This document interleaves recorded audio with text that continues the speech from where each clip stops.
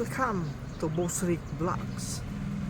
Please watch my video. Ang video na ito ay para doon sa mga content creator na nagsisimula pa lang. Ito content creator ka, di ba? Oh, panoorin mo itong video na ito. Para sa iyo ito. Maraming salamat. Lang yung ipapayo ko sa inyo. Nung nagsisimula pa lang din tayo, sa totoo lang, hindi naman natin talaga alam yan. Weh! Hindi nga.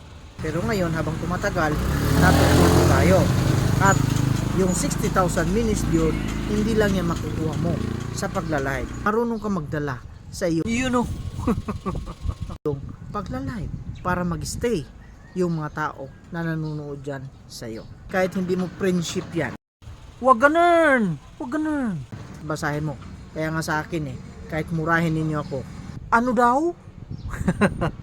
Pag-usapan natin dito yung kung paano ninyo makuha yung 60,000 minutes view. Magandang mag-post na lang kayo ng mag-post. Pero sa long form video, kailangan doon na makapanood ang isang tao ng buong 1 minute isang views. 'Di ba? Sana maliwanag sa atin ng lahat. At ayusin mo lang yung pagla-live mo, maraming manonood sa iyo. Weh, di nga. Marunong kang entertain sa iyong bisita sa loob ng iyong pamamahay, hindi yan lalayas, di ba?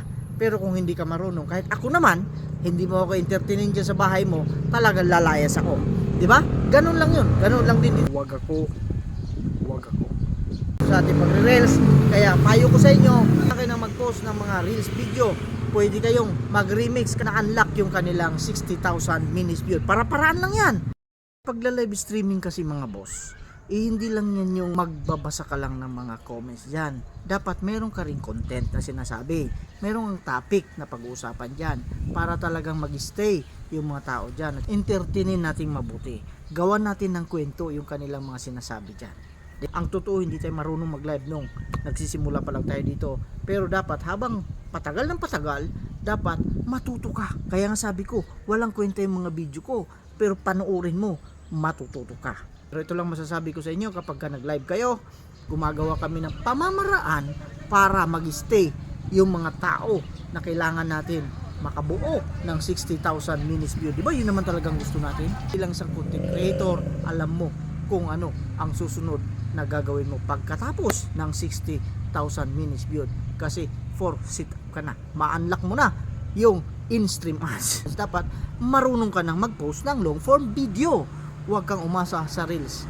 Kung nahihirapan kayong mag-live, focus kayo sa long form video.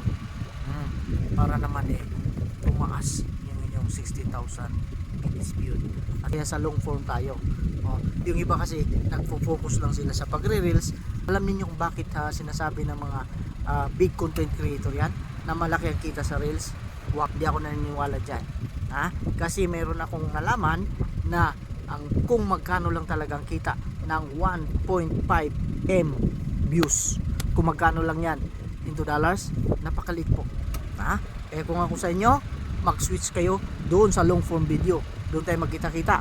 Maraming salamat. Mag-ingat tayong lahat. Thank you for watching. Follow for more.